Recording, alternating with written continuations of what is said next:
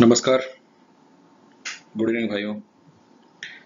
अभी पिछले कुछ वीडियो को देखने के बाद एक बहुत अच्छा रेस्पॉन्स हमें मिला और हमारे construction engineers and supervisor site के जो हैं उन्होंने कहा कि सर हमें कंक्रीट ग्रेड के बारे में जानना है। कंक्रीट ग्रेड डिफरेंट टाइप्स की होती हैं। हम पीसीसी करते हैं, हम आरसीसी करते हैं, कुछ हैवी इक्विपमेंट फाउंडेशन होते हैं जैसे हमारे boiler, turbine generators, cooling towers, chimneys, उन सब के फाउंडेशन भी हम करते हैं और अलग अलग तरह की कंक्रीट उसमें यूज होती है।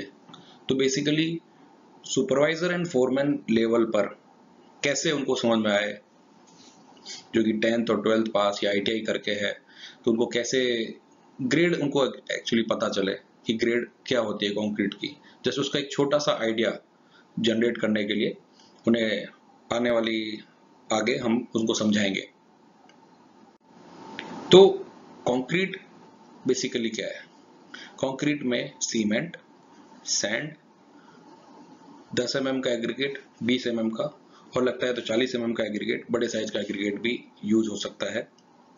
तो तीन तरह के बेसिकली उसमें इंग्रेडिएंट आ जाते हैं।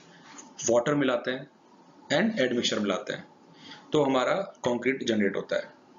कंक्रीट में हम जनरली सुनते हैं M5, M7.5, M30, M20। तो M क्या है?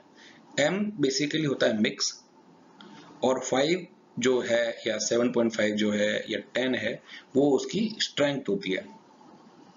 तो स्ट्रेंथ को न्यूटन पर एमएम स्क्वायर, मेगा पास्कल में भी हम बोल सकते हैं या पास्कल पर स्क्वायर इंच में भी हम बोल सकते हैं।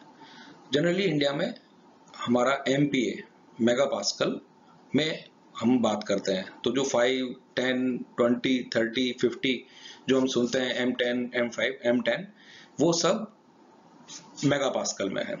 तो हमें अब कंफ्यूज नहीं होना है।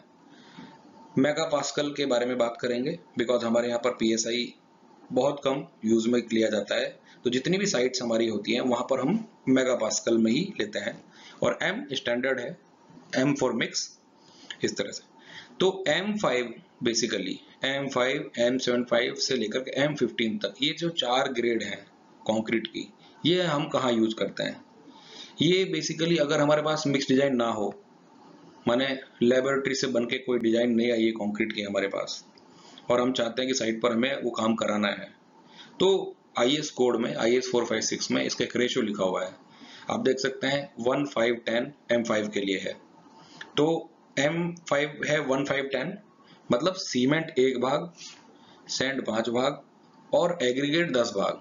अब एग्रीगेट 10 भाग जो है वो 10 mm और 20 mm का जो अगर दो टाइप के हैं तो उनको 5-5 भाग मिला करके 10 भाग बना देंगे तो वो हमारा 1510 का रेशियो बन जाएगा।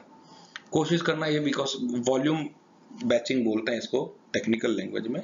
तो अगर हमारा कोई बक्सा हमने बना कर रखा है तो उस बॉक्स को 1 पार्ट पूरा भरेंगे ढंग से अच्छे से, तो सीमेंट 5 पार्ट उसमें सैंड डालेंगे, एक बार भर के, एक बार, 2 बार, 3 बार, ऐसे 5 बार डालेंगे, 5 और ऐसे ही 10 बार एग्रीगेट डालेंगे। देन उसको मिक्सिंग करेंगे मशीन में या फिर अपने पास छोटा मिक्सचर होता है, तो ये हमारा M5 बन करके आएगा।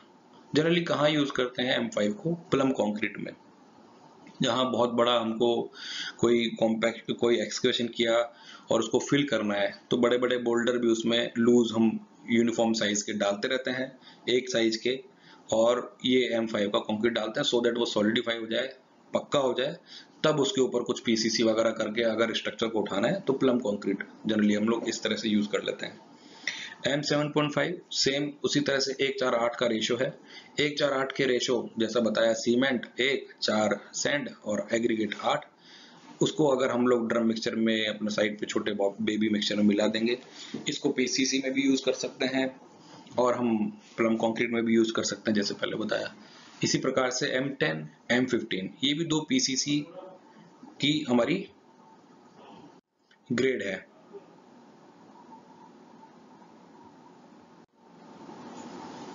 M20 से हमारा हायर लेवल का कंक्रीट ग्रेड स्टार्ट हो जाता है, जिसको जनरली हम ग्रेड स्लैब, नीचे की जो स्लैब होती है किसी बिल्डिंग की, वहाँ यूज कर सकते हैं। कई बारी फाउंडेशन भी हम अगर ज़्यादा लोड बेयरिंग फाउंडेशन नहीं है वहां पर भी यूज कर सकते हैं।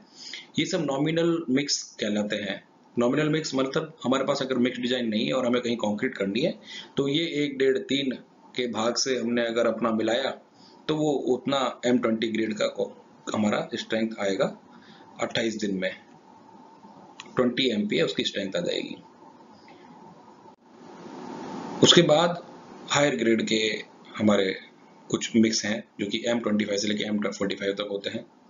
ये बेसिकली जनरली हम डिजाइन कराते हैं। अभी तो M25 का भी डिजाइन कराने लगे, लेकिन इसी किसी केस में अगर M25 का डिजाइन अवेलेबल नहीं है तो एक एक दो भाग मिला देंगे सीमेंट सैंड एग्रीगेट करके, तो M25 का साइड पे बिना किसी मिक्स डिजाइन के हम बना सकते हैं। लेकिन इसमें एक बात ध्यान रखने वाली है कि सीमेंट थोड़ा ज्यादा लगता है, इसीलिए डिजाइन मिक्स वाला कॉन्सेप्ट आया कि डिजाइन मिक्स कराने से सीमेंट थोड़ी हमारी ऑप्टिमाइज हो जाती है, 30 से 40-50 किलो का डिफरेंस आ जाता है।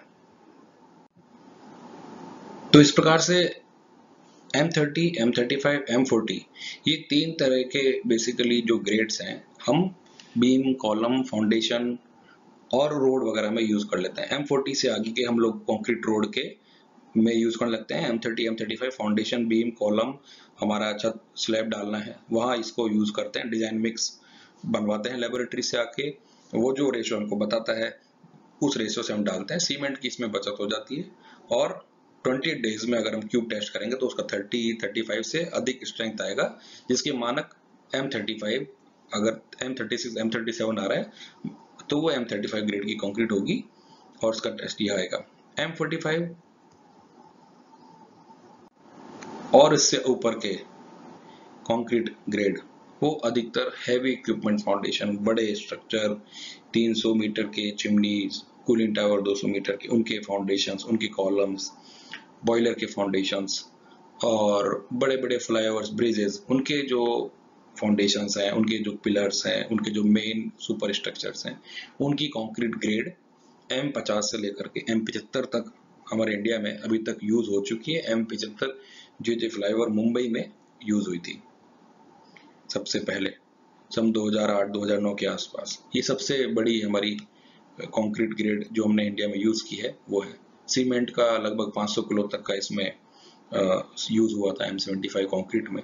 M50 से लेकर M70 तक as per IS 456 maximum cement जैसे हमारा कंटेंट है 450, उतना यूज करके इनको डिजाइन मिक्स किया है। ज्यादा सीमेंट कंटेंट रहने से हीट बहुत जनरेट होती है, तो क्यूरिंग का स्पेशल ध्यान रखने होते हैं, वो हम कभी आगे विस्तार से बात कर सकते हैं। तो आज लगभग हमने 10 से 15 ग्रेडों के बारे में जाना और ये जाना कि कौन सी ग्रेड कहाँ यूज होती है, M क्या है, उसका ग्रेड क्या है, मेगा पास्कल क्या है, इस बारे में छोटी जानकारी ली। Thank you.